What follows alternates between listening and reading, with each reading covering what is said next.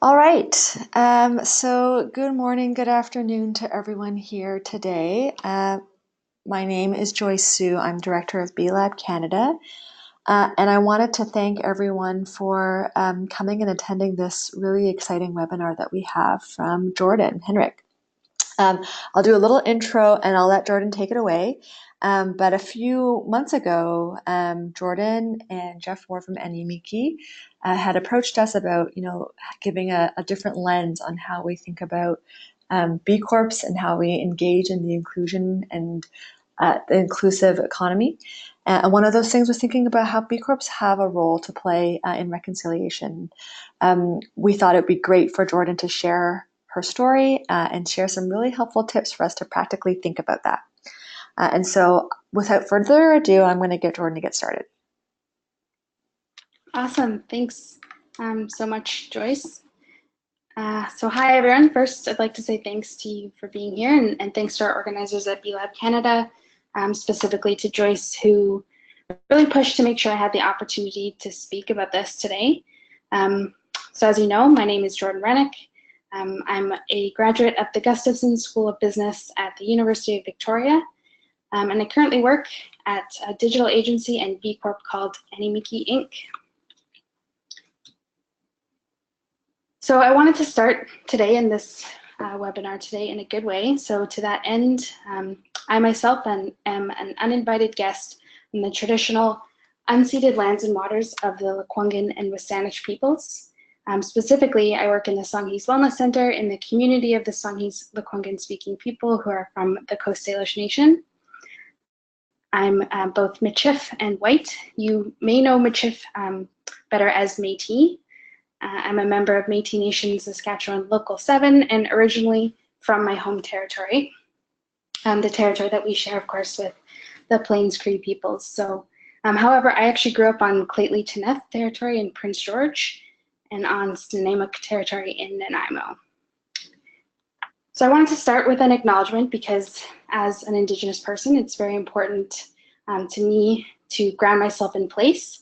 And it's important to us to make known our relationship to the places where we go and are hopefully welcomed. So the images on your screen here were actually taken by 3 different Animiki team members, all within about 20 minutes of my desk chair.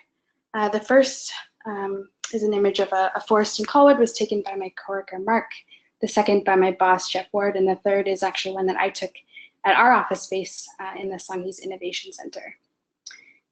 If you are new to Indigenous spaces, it might be a little strange to hear an elaborate territory acknowledgement in a setting like this.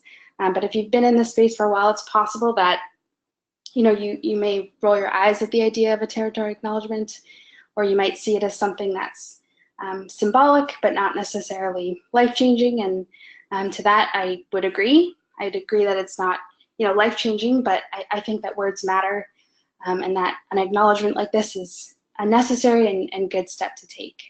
I'm going to talk more about good steps and big steps and small steps and where all of these steps are hopefully leading. So I'd really love to know who's here and where you're all from. There's like a chat in the GoToWebinar function, and I'm hoping that people can write in where they're from or some kind of acknowledgement of land if you feel comfortable doing that.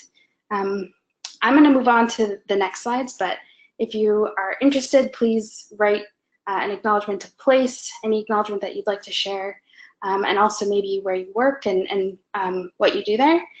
I'm going to go back and read all of those after because I am really interested to see who wanted to join today. And especially as you enter more Indigenous spaces, you'll notice that acknowledgements like these in some form or another are really typical. At Animiki, we actually open all of our meetings with new or prospective clients by introducing ourselves individually and sharing relationships to the land that we're on. I think for some settlers, it could be a little bit uncomfortable. There's a tendency maybe to brush this aside and think of it as kind of a waste of time or something that's not totally relevant to the proceedings of the meeting. But this is really a part of cross-cultural working. And that's something I'm going to be talking about a lot. So please fill in your introductions in that chat box. And I'm really going to circle back and find out who is here today and who is interested. But our agenda is an ambitious one, so I do need to move forward. The title of this presentation is Your Role in Reconciliation. I really want to sell you on the idea that reconciliation is not something that you or your business can choose to join in on or choose to sit out of.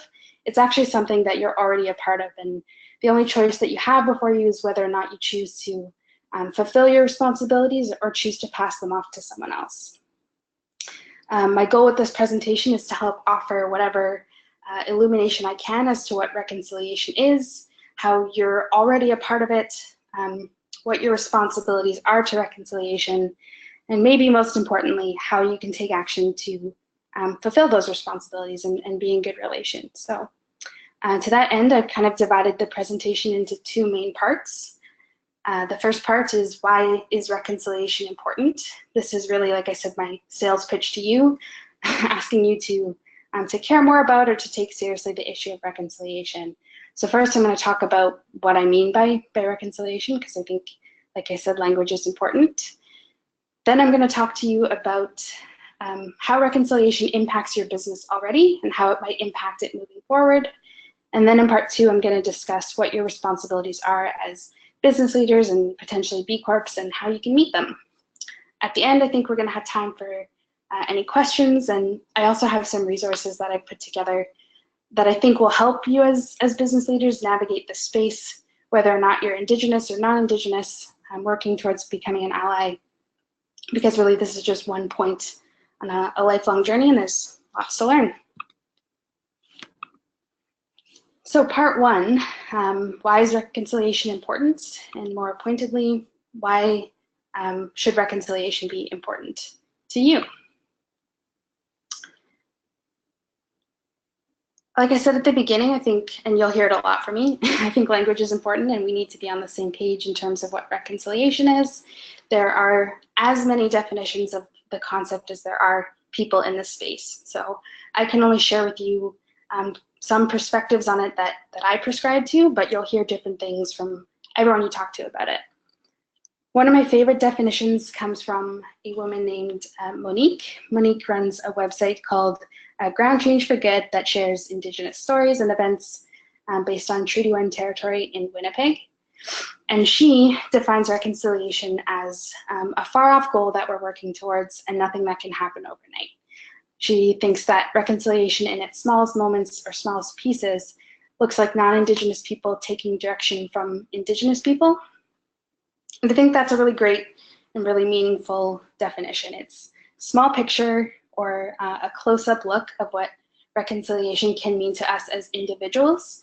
So I think it's pretty useful to keep that definition in our heads for today, because it can be overwhelming to think about reconciliation in these big, giant national terms.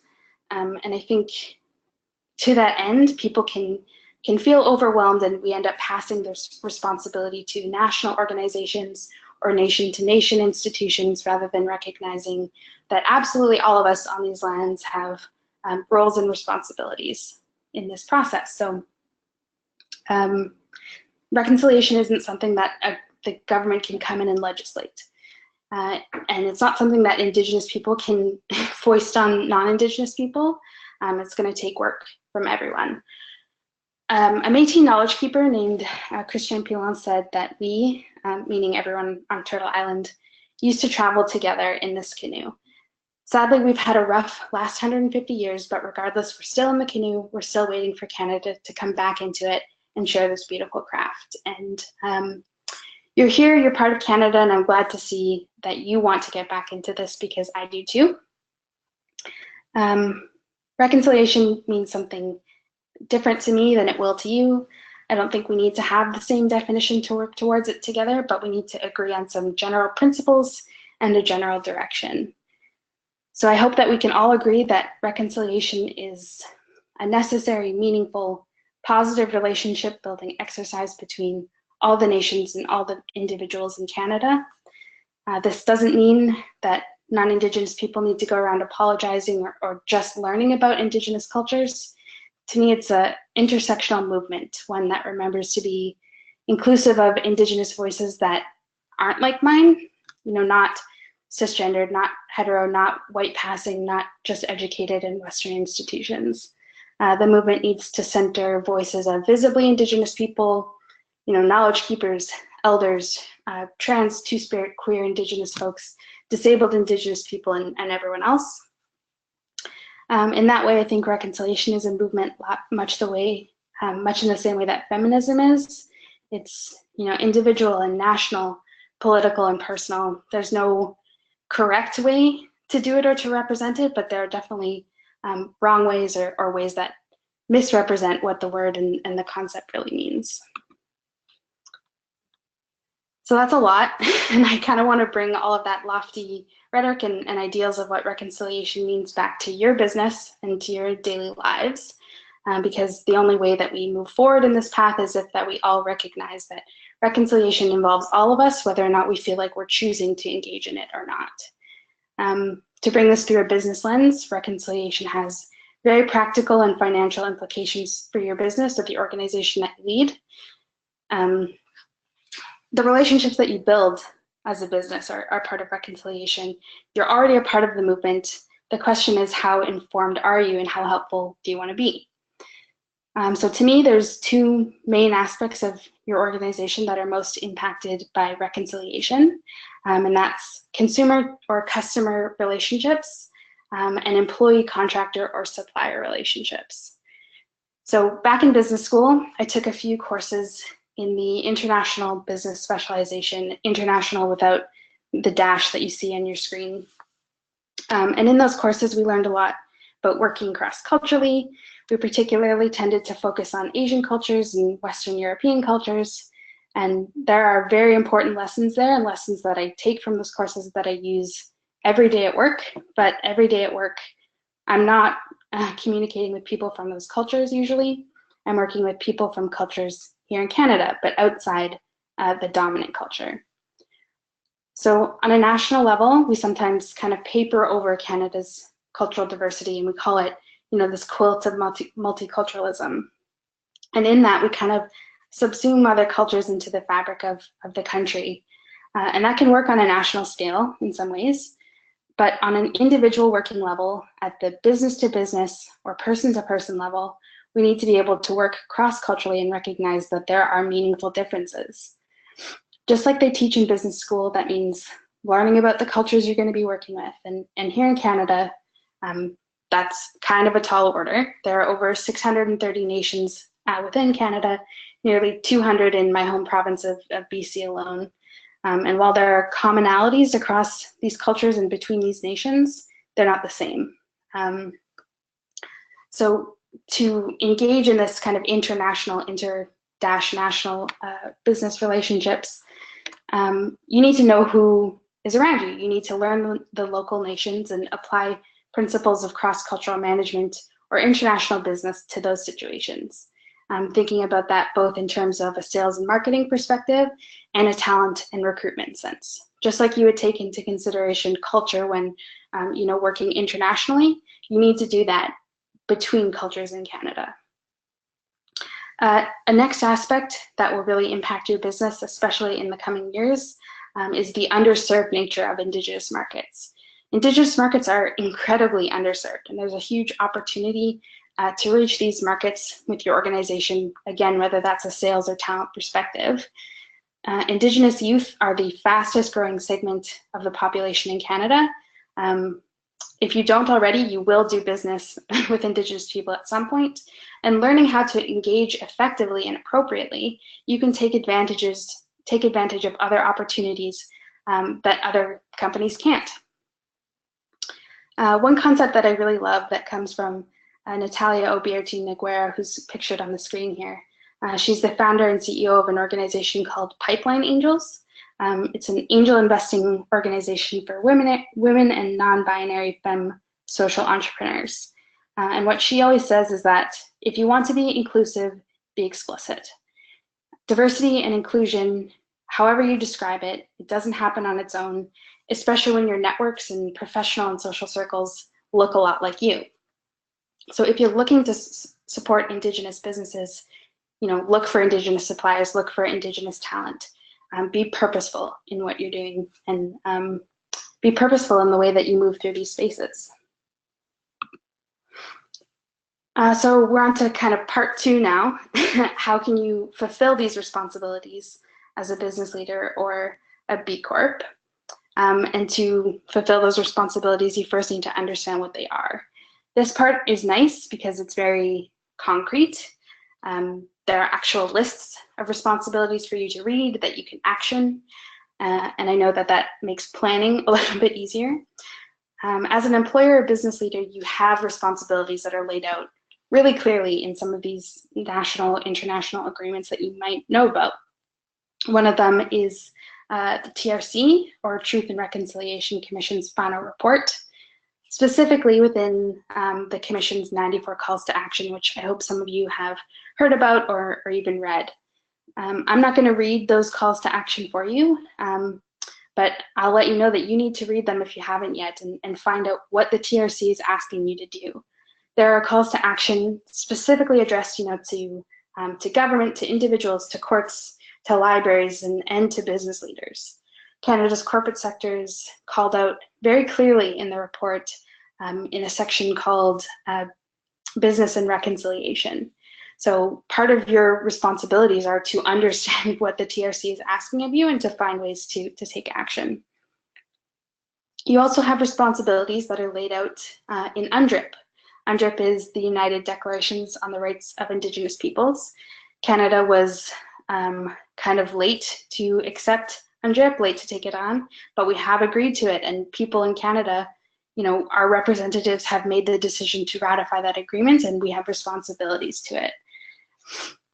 So again, I'm not going to list the responsibilities that UNDRIP lays out, but I'm happy to send links to the report if you need them, depending on the type of organizations that you work at or that you run. These responsibilities could range from, where you operate, how you tread on the lands that your business occupies, to recognizing Indigenous spirituality as valid and providing the same sorts of exemptions that you would for religious exemptions, for example. That's actually specifically laid out in Article 12 of UNDRIP if you're interested. So in that document, it's clearly stated that Indigenous people have these rights. But I don't think that Canada, despite having eventually ratified the agreement, really protects the rights laid out. And as business leaders, we can push the country forward to take action to protect these rights ourselves, whether or not there's legislation in place to do so. Beyond these kind of national and international agreements, you also have responsibilities to your employees, of course. You have responsibilities to create a working environment that's safe, and that includes cultural safety.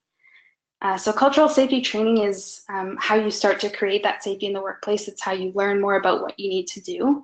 There are lots of different training systems out there. I'm going to plug the one that we use called SANYAS, Indigenous Cultural Safety Training, which was developed by us at NAMIKI along with the Provincial Health Services Authority.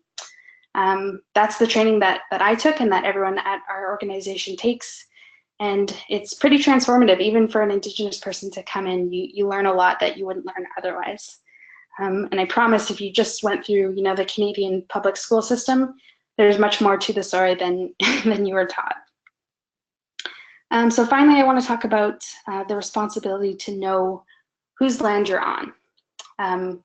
You have a responsibility to know whose land you live and work on, whose territory you're profiting from. Learn the local communities, who they are, and find genuine ways to build connections. So some people ask me, how they can do that, how they can build connections. They don't know where to start. One thing I'll say is that doesn't necessarily mean going in and offering training or assuming that you have something that the nation can benefit from. I think it means starting with invitations. It could mean inviting community members to events, letting them know that you're there, not asking these nations for anything, but making offerings and listening. Listen to what their concerns are and find out where those natural partnerships lie, because I promise they're there. You don't have to come in with a perfect idea of what you want to do. You can let those relationships, and you should let those relationships build over time. So your idea of helping the local nation might not fit your time frame, might not fit your expectations, but that goes back to the idea of international business, you have to recognize that you're working across cultures, even if sometimes you're just working across the street. Canada is made up of a ton of different cultures. It's impossible for you to know them all intimately, but you should know the protocols and the culture of where you live. So as business leaders or owners, we don't have to work at the pace that the federal government can move. We can take action now to engage with Indigenous cultural learning and provide that to our employees. For example, we at NMEK have National Indigenous Peoples Day as a holiday. We'd love to see that become a stat holiday, but without the support of Canadian business leaders, that's not going to happen. So as B Corps or social innovators, social entrepreneurs, we can lead the broader Canadian business community and show that diversity and inclusion is more than a stated value for us. It's something that we're proud to act out in every opportunity. So really the big question and my big promise of this presentation is how to action reconciliation, what that looks like for you as an individual person and an individual business, and how you can have an impact. Because like I said, reconciliation often feels like this huge thing that really the Canadian government needs to lead, or that Indigenous people need to lead, but that's not the case. Reconciliation happens in these kind of person-to-person relationships, in these small decisions that we make as business leaders. And the greatest barrier I see to engaging private industry in reconciliation is just the mindset that many business owners carry, that they have a choice to participate in reconciliation, that it's optional. I don't see it as optional. As Senator Sinclair, former commissioner of the Truth and Reconciliation Commission, says, reconciliation is not a spectator sport. It's not something that the government can legislate into reality. It's not something that Indigenous people can tell the rest of Canada that we're doing. Literally every person here, every citizen, every immigrant, every refugee, every visitor has some level of responsibility to reconciliation. We all benefit from these lands and from Indigenous ways of knowing.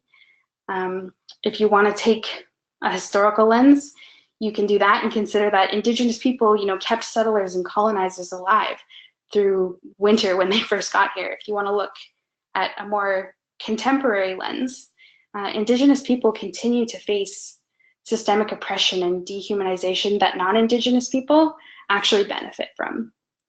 It's up to all of us to get involved and to understand where our power lies in changing these systems. So, give your employees National Indigenous Peoples Day off. Include a territory acknowledgement on your website. Introduce yourself in relation to place at the start of your meetings. Incorporate local protocols or practice into your business. You could work with local language keepers to present your mission statement in the local language, or pay for cultural safety training. You can bring more Indigenous contractors into your supply chain, hire, train, and promote Indigenous talent. Change the language in your materials to be respectful and cognizant of Indigenous sovereignty. There's really no shortage of ways to get started. It takes a little bit of courage and some willingness to learn in public, especially if you're new to these spaces. All of us who are here have a responsibility to contribute. I don't know if you, like me, had chores as kids, but in my house, everyone had a job. From the time that we were toddlers, we learned to help the family wherever we could using whatever skills that we had. Whether or not it was useful to my parents for me to, slowly pick up my toys one at a time, or move individual pieces of laundry into the laundry basket, or put pillows back on the couch at a toddler's pace when they could have done it in 5 seconds, that's up for debate. But that's also not really the point of that exercise. My mom especially would give us these little tasks and also make sure to thank us for helping. I wasn't always that useful as a 2 or 3-year-old, but by getting me to take responsibility and learning how to contribute, by the time I was 5, 6, or 7, she didn't have to ask me to contribute. It was just part of my life to give back to the family, and I was proud of the contributions that I made. And that's how I want you to think about this journey of responsibility to reconciliation that you're either going to start or continue after this webinar today for your business. You may not get things right the first time. You may rely on friends and networks and other resources to figure out what you need to do and how to do it. But the more you internalize the idea that this is your responsibility, the more pride you'll create in yourself and your team as you improve and grow your contribution. So to get started, I recommend, as all good strategists do, to take stock of where you are now, to do a personal assessment. Think about what learning have you done? What learning do you need to do? Think about your abilities and your willingness to engage on these issues and create an action plan for improving those. The same thing can be done for your business. So you can do kind of a scan and see where your shortcomings in your business's ability are to engage with Indigenous issues. And how do you want to fill those gaps? Where do you want to put your resources? You can think about, taking advantage of local talent and knowledge. Think about forging local connections with community. And of course, you need to think about how you're responding to the TRC call to action and to UNDRIP. Getting started is hard, and I'm sure some of you have tried to start before. I'm sure you're starting with things like this webinar with learning. And I'm sure some of you are scared of saying or doing the wrong thing. But in my experience, being earnest, well-intentioned, and respectful is really all you need to be to enter these spaces and be welcomed. So I just want to share one more story. Like many of you know that last week was National Indigenous Peoples Day. As a joke, I texted some of my non-Indigenous friends, reminding them of the day and asking them what gift they got me, just to see what they'd say. And one friend, who I've seen evolve a lot in her understanding of Indigenous people's rights, because she's been open to learning, she really surprised me and ended up giving me just an amazing gift. So at first, I sent the message. I said, "It's National Indigenous Peoples Day. What'd you get me?" And she laughed and said, "Yeah, right, Jordan, I didn't get you anything for today." But a little while later, I got another text from her, and it said that she had talked to her boss about National Indigenous Peoples Day. She'd asked her point blank, what's our office going to do to honor the day? And her boss tried to brush it off. Her boss said that, she's not Indigenous. They can't celebrate the day. There's no way to do that appropriately. My friend really pushed back on that thinking. Eventually, it was decided that their office was going to have a meeting about National Indigenous Peoples Day after a little bit later in the day. So they did.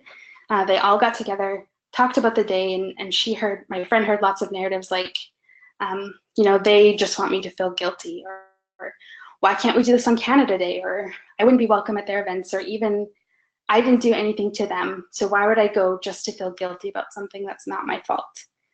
And these are pretty typical responses you hear from people who are really new to this space. And their office was at a university. So naturally, the university had lots of events going on throughout the day. In this meeting, my friend convinced her entire team that they were going to go attend some of these cultural events. You'd think it wouldn't be so hard to convince people to take time off work to go to a cultural event, but she had to do some convincing. So eventually they went.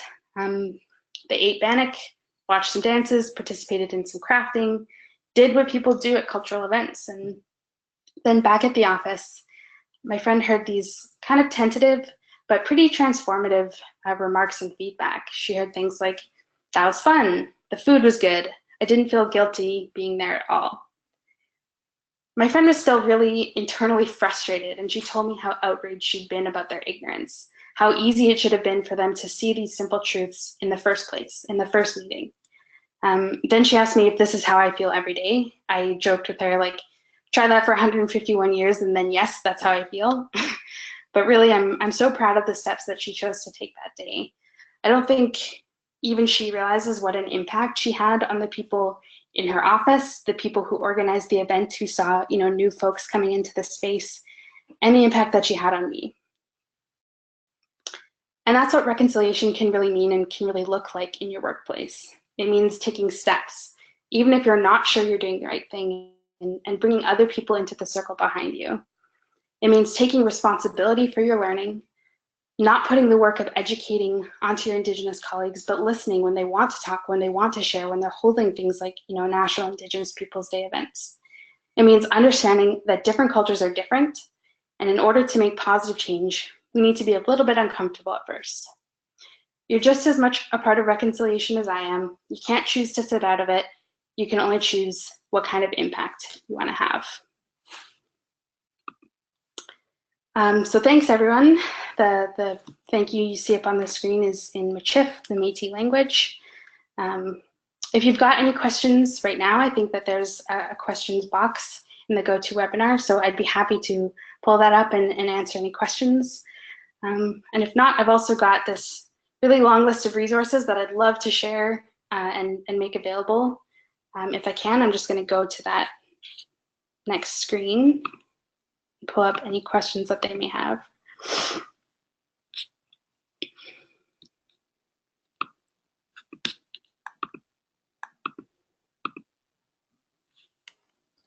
Jordan, thank you so much for this. I have a quick question around, when you do you work with businesses specifically to help them craft next steps? What in terms of with a business to think through the assessment? Are there surveys that people can take around in these resources that you provided? What would you recommend? Yeah, so I don't think that there's none that I know of, no like formal SWOT for this kind of thinking. I would say apply the tools that you've already used that you're comfortable with. We learn a lot of different ways to scan our business with different tools. I'd say use those ones that you're comfortable with, but do some thinking, and that can be your first question is, do I even know what I don't know? And if the answer is, no, I have no idea where to start, I think the thing you need to do is read through some of these materials, and a good one that I'll plug right now is the first one, the Next 150. That's something that I've had a really big part in helping to craft. It's basically a set of challenges given by Indigenous and non-Indigenous community leaders, asking you to engage in all of these different areas of reconciliation. And it's intended to be personal, so it talks about things like music and movies and books and all these things that you could have in your personal life. And sometimes I think you need to do some of that personal learning before you bring it into the professional space. So the start of your personal assessment should be, do I know enough to know? And if not, start with some of these more generalized learning opportunities. Great, thank you. So, education, if I hear you right, is a really big piece that we in our communities and businesses can participate in as a really simple first step without having to worry if we're doing it wrong. Mm-hmm. Yeah, so all of these resources that are on this page are all free. There are Indigenous people working every single day to create these resources, to make them available to as many people as possible, because we know that Canadians and even we don't learn the whole story. We don't learn it in public school. I don't know anyone who learned the whole story in private school either. You don't get this cultural learning. You don't get the true Canadian history. We get this kind of papered over or sanitized version of what Canadian history is, and Indigenous people and our relationships end up being, a chapter in Socials 11. But there's much more to it than that, and it impacts everything that you see on the news today. So doing some of that personal learning is very important. I wish that it wasn't something that we all had to do. I wish that it was something that the public schools had the capacity to teach, and I think that is changing. But anyone around my age, older, anyone older than a child right now is not getting that learning. So we have to kind of take it on ourselves to do some of that personal learning, and then it should extend into the rest of our lives, including our businesses. Great, thank you, Jordan. I have some questions from the group. One was just a comment to say this is great info, thank you, and whether they could get access to these resources through the email. And so we're happy to take this list and send it out through a follow-up email on this. And then the other question that we had relates to whether it's appropriate to include land acknowledgements in written forms, like annual reports, websites, office areas. How would that be done? Mm-hmm. Yeah, good question. So we have one on our website, nmiki.com. You can see it right at the bottom. And we actually also offer it to any website that we're building. We think that it's a good place to do a very simple acknowledgement to recognize the land that you're on. There are very mixed ideas in Indigenous and non-Indigenous communities about land acknowledgements. To me, like I said at the beginning, I think it's a necessary but not a sufficient place to start. I think that you should know where you live. You should be willing to recognize it, but also understanding that those protocols are different in different nations, and also that you don't want it to be perfunctory, like something that you just check off. You should learn about those protocols if you can. You should make sure that your territory acknowledgement is accurate. It's really a difficult thing to do to make sure that your territory acknowledgement is as accurate or as correct as it can be. There's no perfectly correct answer. Everyone does it a little bit differently. But the best way to do that is to connect with the local nations. There are lots of other places where you can go and get some general information that you can use, to start. But I think you can always be improving that. And one place you can go, which is on the list here, is nativeland.ca. This is a kind of crowdsourced tool that shows you where all of the Indigenous territories are and were, and obviously there's a lot of confusion. Colonization really disrupted our understanding of territories and our understanding of how to recognize them. But it's a perfect place to start your learning journey. And I do think it's appropriate, to answer the question a little bit more directly, I do think it's appropriate to put land acknowledgements, on your annual reports, on your website, at the start of meetings, anything like that. Anything you can do to kind of bring the local nation's perspective into your workplace, I think the better off you're doing. Thank you, Jordan. One other question related to your point around being intentional and specific. And you had mentioned that if you're that one of the ways that you can do this is to find Indigenous suppliers to work with. And one of the questions was whether you have suggestions of where we could find a list of Indigenous suppliers to work with. Sure. Yeah, I get that question a lot too. It's less in the form of suppliers and more usually in the form of like HR recruitment.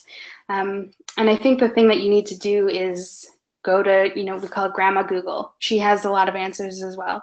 You need to look for Indigenous suppliers. Natalia, who I mentioned earlier, the reason that I kind of connected with her and knew her is she went on Twitter and said, I'm looking for an Indigenous transcriber.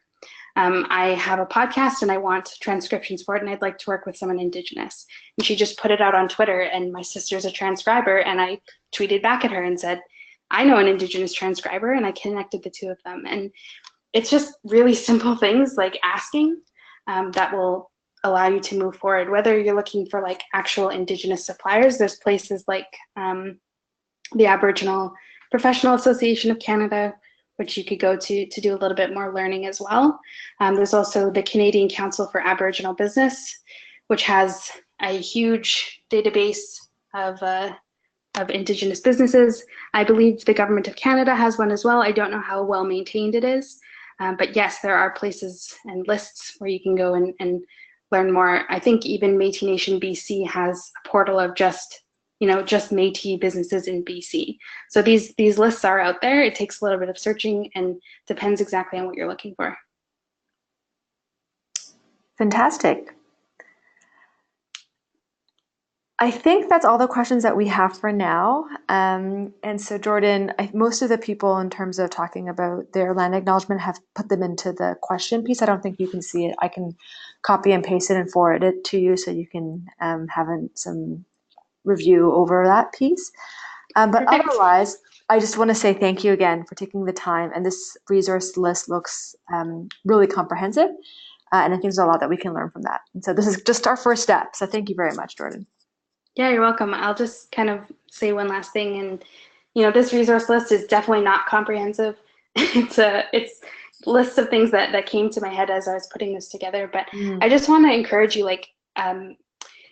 there's this whole other world that I think you don't really think about or recognize if you're not part of it. I know because I didn't start working in Indigenous spaces until towards the end of my business school career. And before that, I was an Indigenous person, but I didn't make those connections to business that I was interested in and my own personal life. And it takes a couple years of just learning and seeing what's out there and listening to people to come up with this list, pretty much off the top of my head. But like I said, it's not comprehensive. I'd encourage you to start here, but to look for things that interest you and that resources that will be useful to you. Great. Thanks. Thank you for that, Jordan. And thank you everyone for taking the time today. And we just wish you the best this week. Take care. Thanks, everyone.